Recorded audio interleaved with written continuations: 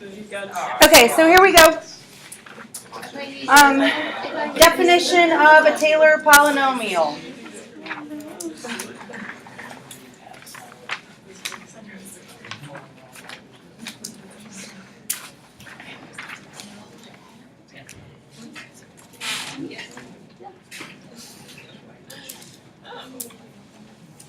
This is 9.78. Yes, it is. You can just keep going on this right here that we titled. Okay, I'm going to give you the definition of a Taylor and MacLaurin polynomial, and then we're going to derive them, come up with them ourselves. Are they two separate things? Are they? The Taylor and MacLaurin? Good question. A Taylor polynomial is one that is centered somewhere other than 0. And a MacLaurin polynomial, that's spelled M-A-C-L-A-U-R-I-N,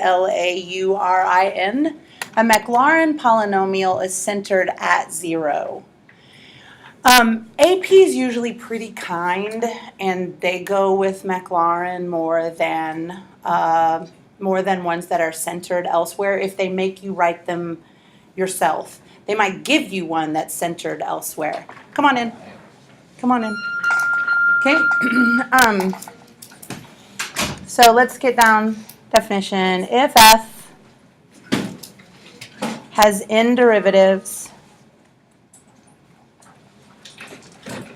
at x equals c. Guys, we're almost to where y'all were, so timing should work out. If f has n derivatives at x equals c, then the polynomial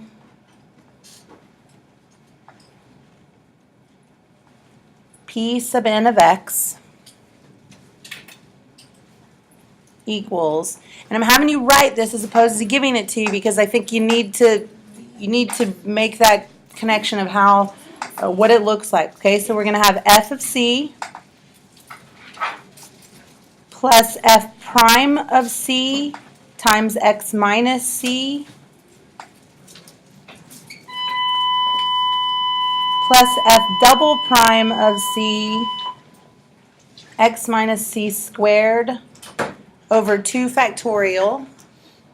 By the way, I forgot to save this, and it's one of the key points that I needed to make about the graphs. I'm sorry. When think big picture here, when you see the graph of the polynomial and the graph of the function, what is it that they are sharing? What is it about those two that need to be the same in order for the polynomial to match up with the function? Tell me some things. I need a common y value, right? And that's going to be my center, this discussion of center here. What else needs to be the same? Slopes. The derivatives, right? The derivatives. The first derivative needs to be the same because that's going to tell me where I'm increasing and decreasing. The second derivative needs to be the same because that's going to have, now I'm going to have the correct concavity and so on, okay? So that's where these derivatives are coming into play. So, and then the next one will be f triple prime at c times x minus c to the third over 3 factorial. And is this just going to keep going? Yes, it is. So give me the nth term. Yep, of c. X minus c to the n over n factorial, right? And that thing keeps going. Okay, but that is the definition of a Taylor polynomial. Okay, so this is called the nth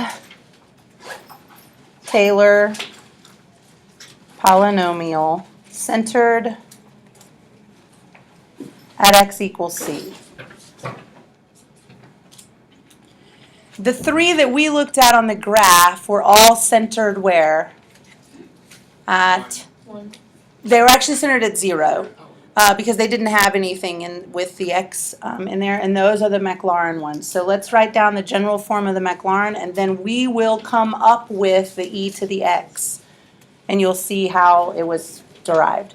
Okay, so if c equals 0, then p sub n of x is equal to f of 0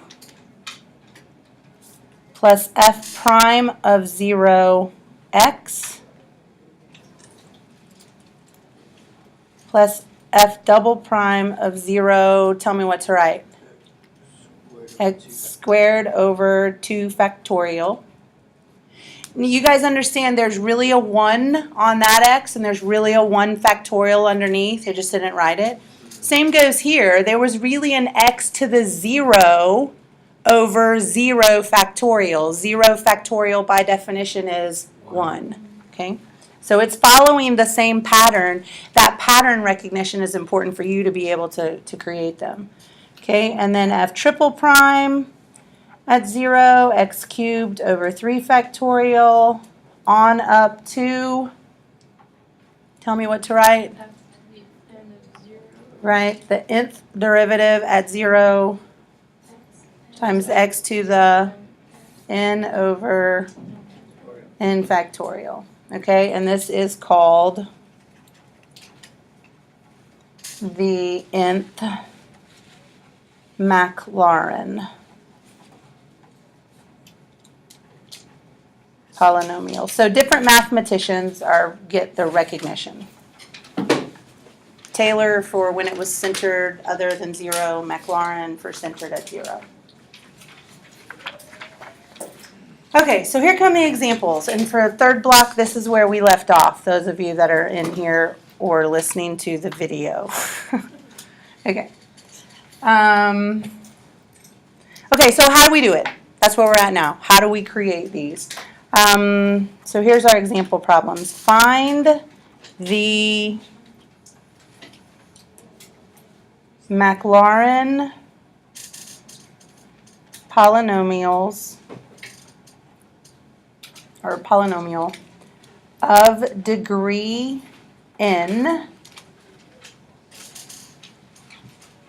for each of the following.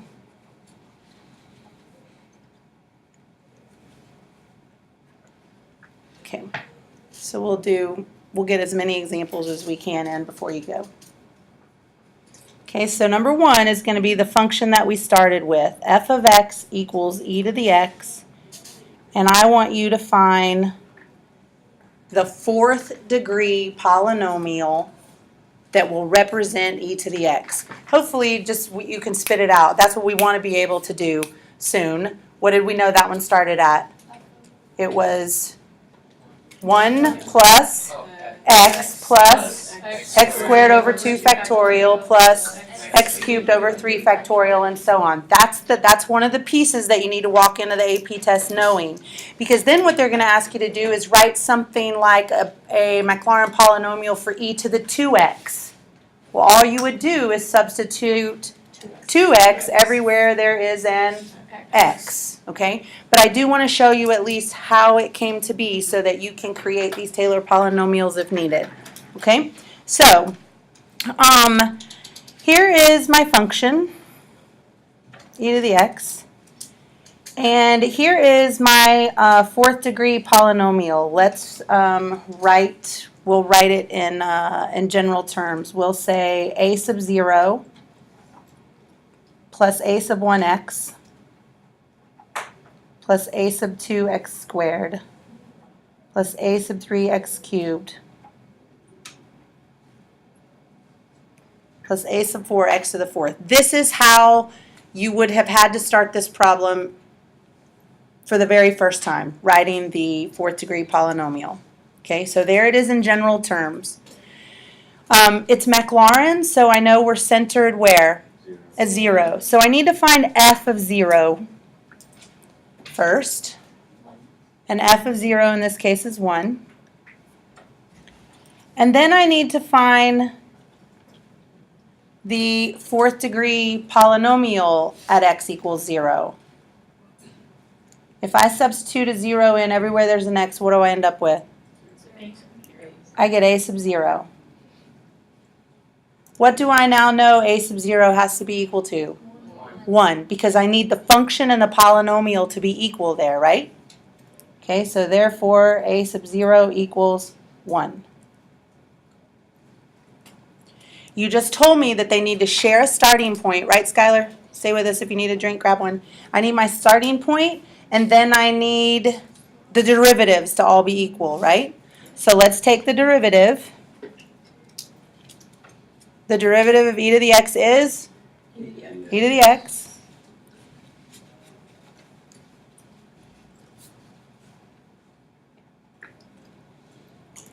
P prime of x, what's going to happen to the a sub 0? It's going to go away. So I'm going to end up with a sub 1 plus 2a sub 2x plus 3a sub 3 x squared plus 4a sub 4x cubed.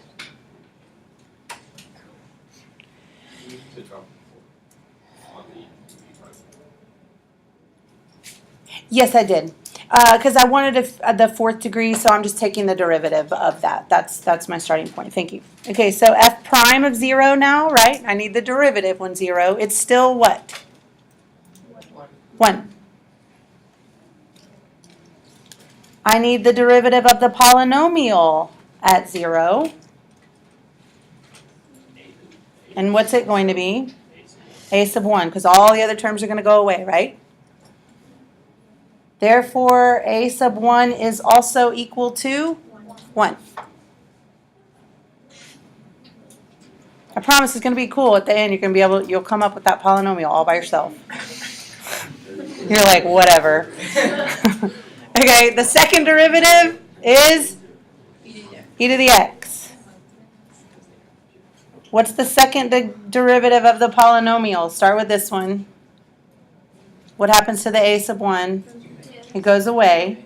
So my derivative is 2a sub 2 plus 6a sub 3x plus 12a sub 4x squared. Now I need both of their values at 0, right? Yes, Carson? So are those always going to equal the f prime of 0?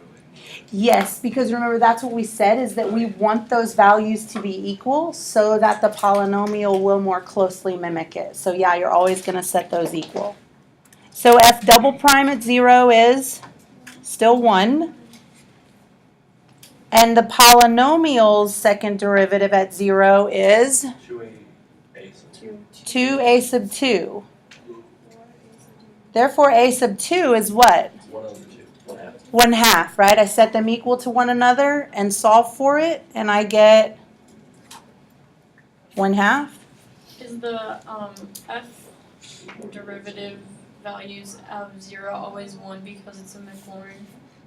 No, I'm actually finding them. Remember, when I plug in 0 for x right there, e to the 0 is 1, right? It's not always just 1. You actually, if it was a different function, you would have to evaluate it. Okay, only 2 more to go. Okay, so the third derivative of e to the x is still e to the x. And the third derivative of the polynomial is, here was the second one. This term does what? Goes away. 6 a sub 3 plus 24 a sub 4x. I need both of their values at 0. E to the 0 power is 1. The third derivative of the polynomial when x is 0 is 6a sub 3. Therefore, a sub 3 is 1/6.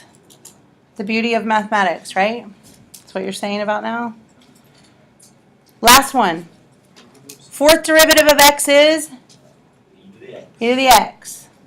The fourth derivative of the polynomial is 24a sub 4. The fourth derivative evaluated at 0 is 1.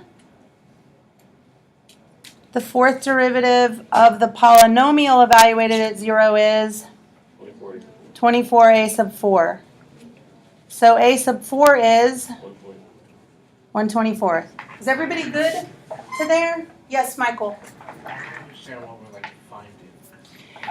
We're about to put it all together, okay? Because look what you've just found. You found a sub 0, a sub 1, a sub 2, a sub 3, a sub 4. Here's the fourth degree polynomial I was asked to find, right? Okay, so I'm now going to take all of these values and I'm going to substitute them in to that fourth degree polynomial. Okay, and watch what you're going to get. So here, I'll put the fourth one in general terms again.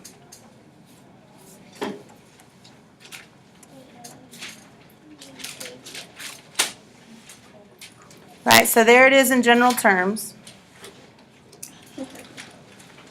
Okay, so what was a sub 0? 1. 1 plus, what was a sub 1? What was a sub 2?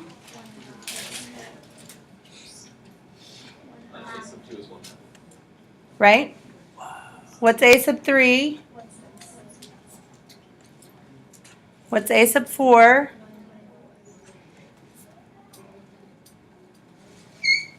Isn't that the same?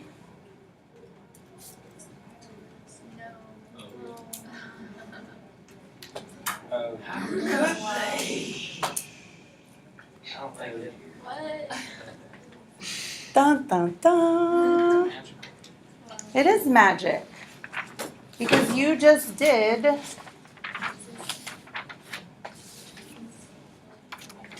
that. Right? Okay, you just came up with that. And what is this approximately equal to? E to the x. Okay? Well, the good news is you don't have to do that every time. But you have to memorize what e to the x is. Okay? It's one of the ones that you have to walk in knowing. So Okay? we found out that the MacLaurin polynomial of e to the x is basically approximately e to the x. You found the fourth degree MacLaurin polynomial that represents e to the x. Is what you found. We're not finding the e to the as about e to the x. We're finding the 1 plus x. This is what you just found. Okay. Okay. And that would be Okay, so go back and look at the directions, okay, for the problem that we just wrote. The directions said, find the MacLaurin polynomial of degree n for the following. Okay, so you just found the fourth degree polynomial that represents the function e to the x. Yes, So sir. if they just said n equals 3, we would have only had 3. It would stop at the x squared. Whatever degree it says, that's the exponent that you need. That's the exponent that you need. So does that p sub 4 of x equation, does that just keep on going, but we only found it up till that point? Right, because they just ask you for the fourth degree. Okay? All right, so then do this one, but don't do it the long way. Do f of x equals e to the 3x. Okay, so remember again, your directions are find the third degree Taylor polynomial for the function e to the 3x. MacLaurin, yes. And you can actually use, you can say Taylor for MacLaurin, you can say MacLaurin for Taylor. That makes sense. Yes. Squares a rectangle, a rectangle runs. Oh, right. This right here has nothing to do with this. This is just in general, that is how you write it for your polynomial. That's how you, like, just how you would write a second degree polynomial. Plus another constant times x, plus another constant times x squared, plus another constant times x cubed. And you just keep going. And that's how you would write a incomplete polynomial. So P Hopefully. For That's just to. You know how in, for the quadratic, it's I know that she said ax squared plus bx plus c. whatever you have. Well, remember, you don't have to know that. I'm showing you, I'm using Doesn't look like my this name. Like, to show you how. Let's see what what you're Jackson. Okay, that's all that was for, so that you understood. Timothy Jefferson. I like my J, like, Yeah, I wish I could use clarification. No, So like, because- did you write the second, like, Yeah. 1 plus x plus I haven't squared done over it. 2 factorial Well, plus you x would squared over 3 like this factorial? one right here. So where's x squared? Is it 3x squared or x cubed over x cubed or is it? Alright, so what did you guys get? What? So you just like 3 or x cubed? You have to evaluate the derivatives at one. I think we get it, I don't know. I'm not writing it. Okay, I so. That's Every time you Oh, take I guess you're not. equal to 3x, you're putting in 3x will be exactly what it is. 3 e to the You're going to 3x, put in a 3x everywhere there was an 7 e x. to the 3x. So that doesn't affect 81 the e to the next one, just the. Well, That's just stupid. okay, so I'm just saying, it could be derivative. So That's why like 4 classes a week you call it. x is 1. Like if you have like a 12-hour week, it's like every class is like 3 hours. Definitely still so So Are we you gonna have do, 4 let's just classes do a the week. wrong way, guys. Are gonna do Let's go through the journey. I refuse. Yeah. The I say we road just less wait. Four traveled. and you're saying like With that's their like 4 days, classes okay. a week, Okay, so that's. 4 different classes a week in college. That's what we- If you have 12 hours, Yes, right, you don't have to. class, 3 hours. Is it like, if there's like 1.5 hours every day? Okay, so if you encountered this problem, the first thing that you probably are going to want to write down is your third degree polynomial for e to the x, which hopefully by now we can all say together is 1 plus x plus. X squared over 2 factorial plus x cubed over 3 factorial. Good. There's your third degree polynomial for e to the x. I should have this here. Okay? So e to the 3x will be what? 1 1 plus 3x plus. 3x squared. You got this count. Oh. Okay, so you do Got have to you. put that in parentheses. Right? And you're done. And you don't have to simplify it. Remember, AP doesn't, they don't make you simplify. You don't have to reduce your fractions or anything. You can be done with it.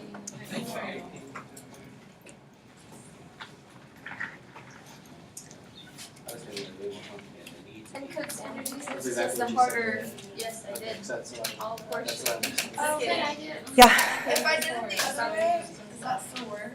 Or should I just? The long way, it works, Very but it's good. long. Okay. It's beautiful, That's I all tell you, that's it's beautiful. I'm seeing it. I don't know. They always come and evaluate me like at the last thing. I'm like, nobody even knows what I'm saying if you come in here. Hardly, the kids that are in here every day hardly know what I'm saying at this point in the year. It's perhaps This is perhaps like, Yeah, yeah. they're just probably confused. Probably. Okay, so you good there? So this is how you want to do this kind of problem. What's my time anyway? I'm good.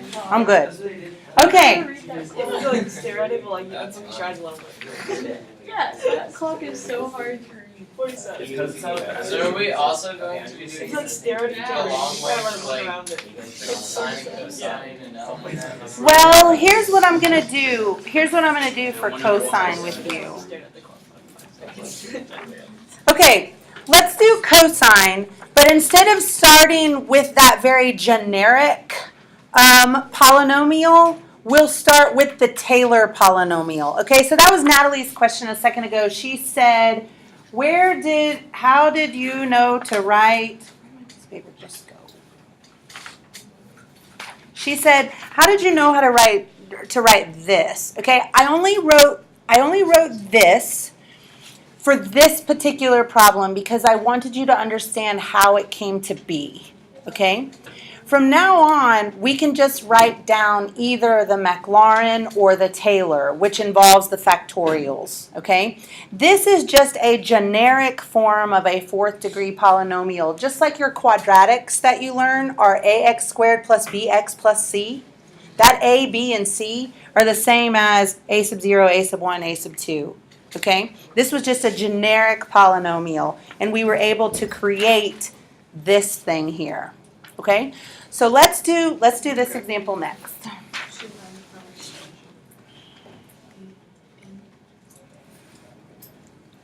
Let's do. Is this gonna take a lot of room? Maybe.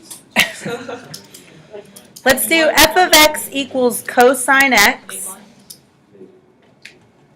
n equals 6. Okay, we're still in MacLaurin here, okay? So I need a 6th degree MacLaurin polynomial. Can you point that down to 4? No, I can't. Okay, so let's do this. Let's go over here and let's just write the 6th degree Taylor polynomial. Okay, what did Taylor start with? F-E-C. X minus.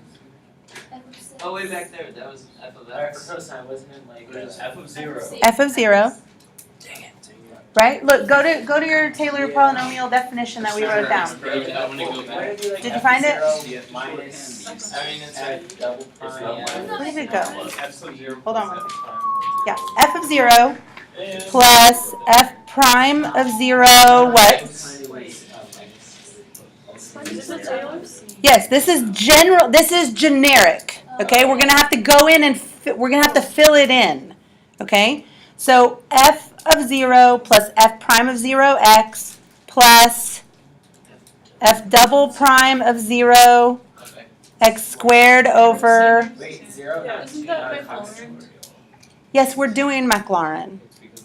You can use Taylor and MacLaurin interchangeably. Now, you can't call something centered at 6 a MacLaurin, okay? But you can call, everything can be called Taylor, okay?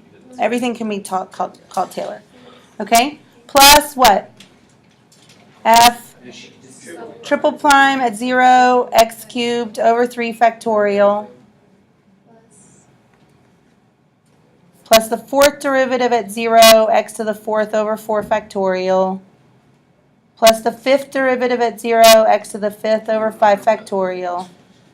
Plus the 6th derivative at 0. Right? So there's the 6th degree MacLaurin polynomial, or Taylor polynomial. That's just in general terms, right? I gave you that definition before we ever even started. Now I have to go in and fill in this information for the cosine function. With me? Yes. Okay. So can you just know that all the odd ones, it can be 0 because you don't have to work those? Well, you might not know that. I mean, the only reason you would know that right now is because I showed you the graph and you saw it. But I want you to see how they end up alternating and what makes them go away. Okay? All right, so what's f of 0? Cosine of 0 is 1. And what's f prime of x? Negative sine x. And what's f prime of 0? 0, right? Negative sine of 0 is 0. How many of these derivatives do I have to do? 6 of them, right? I've got to do 6 of them. F double prime of x, what's the derivative of negative sine x? Negative cosine x. F double prime of 0 is negative 1, right? Cosine of 0 is 1, but the negative in front makes it negative. F triple prime of x, the derivative of negative cosine would be positive sine. F triple prime at 0 is 0. The 4th derivative of x is cosine of x, right? And the 4th derivative at 0 is 1. The fifth derivative would be, now that, do you see they would start to repeat? Okay, so you can either do that, you can use the ones up there, or I'll go ahead and just write them again. Are we writing anything beside it? Are we gonna do the P on the? We are, we're going to do the P. We're going to fill in the P. Okay,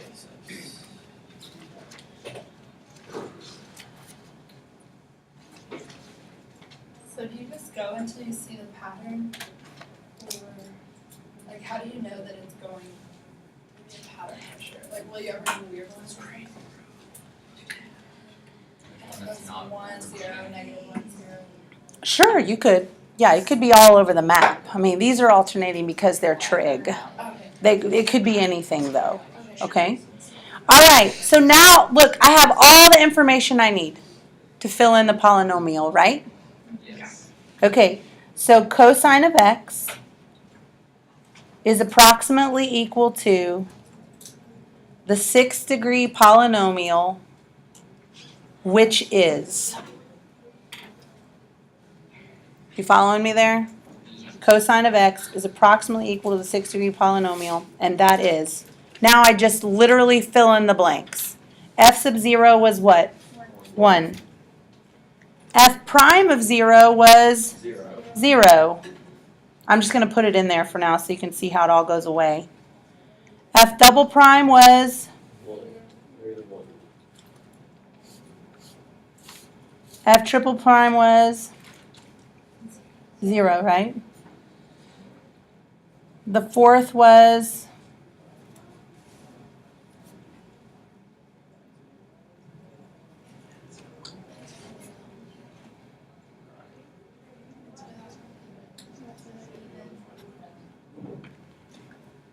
so that's why there are no odd powers on cosine, and that's why the signs alternate. So cosine of x is approximately equal to the 6th degree polynomial, which is 1 minus x squared over 2 factorial plus x to the 4th over 4 factorial minus x to the 6th over 6 factorial. So it's easier doing it the Taylor way or the No, you absolutely want to start with the Taylor. You want to start with that definition. well, I mean, like if it started at 0, what's easier to do, the Taylor form or the Marcel or whatever? Or the what? The McLaurin. MacLaurin. They're the same thing. They're the same. Okay, guys. Taylor and MacLaurin, they're not different from one another. They're the same. It's just that the MacLaurin C value is 0. That's the only thing that's different about them. So you could write x minus c if you want on everything. It's just that your every c value would be 0. Okay, I'll do one that's centered somewhere else so that you can see. Okay, but this is why cosine is only your even powers and why it alternates is because of these derivatives right here. You must walk into the AP test knowing this. You have to know the expansion for cosine of x. Go. I noticed on the board up here, ln x too. Yes. Not today. Yes. Would it ever ask for like the 100 term or something like that? It could. I can't remember. It can ask you for different terms, and what you would do is you would recognize the pattern in this. You would just have to write it all down. It's like you would divide it by 4 because you know it starts to repeat every 4. Okay. Does somebody else have a question, Richa? Oh, I was just gonna ask, how did you know how to use F of 0 with MacLaurin? Yeah. But, well, yeah, because the directions were for all of these problems were for MacLaurin. Okay. All right. And similarly, guys, the same thing would happen if you started with cosine. I'm sorry, if you started with sine and you had n equals 7. This same sort of pattern would develop. The odds would go away. I'm sorry, the even ones would go away because their derivatives would be 0 and you would be left with the odds. Okay, that's how it all works. And what time is it now? Getting close. Okay,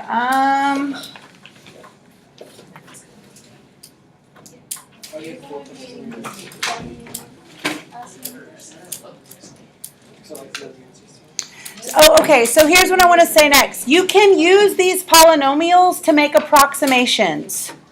Okay, you can use the polynomials. You could,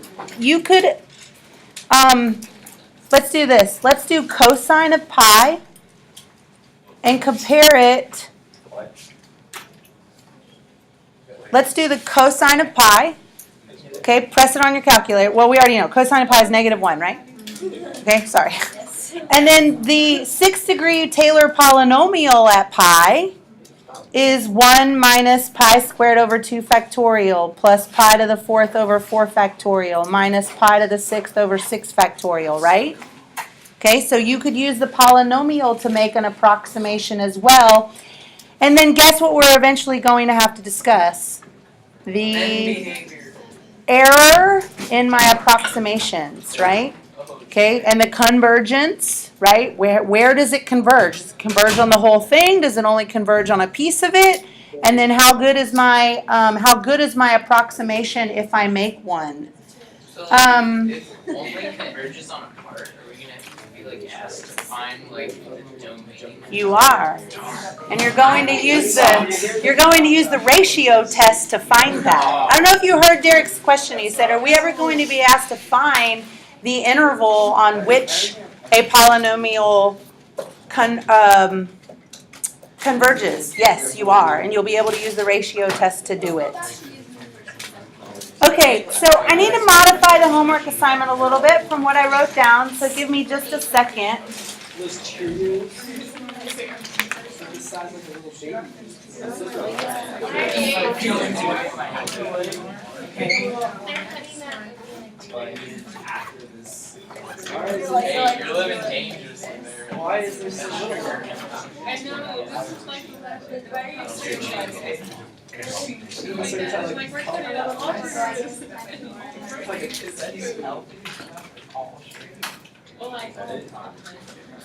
I just needed to stop. obviously you cut out all the sugar because there's sugar going through all of these vegetables. Those are natural. Yeah, and then because it just jumped from this. I'm not doing this.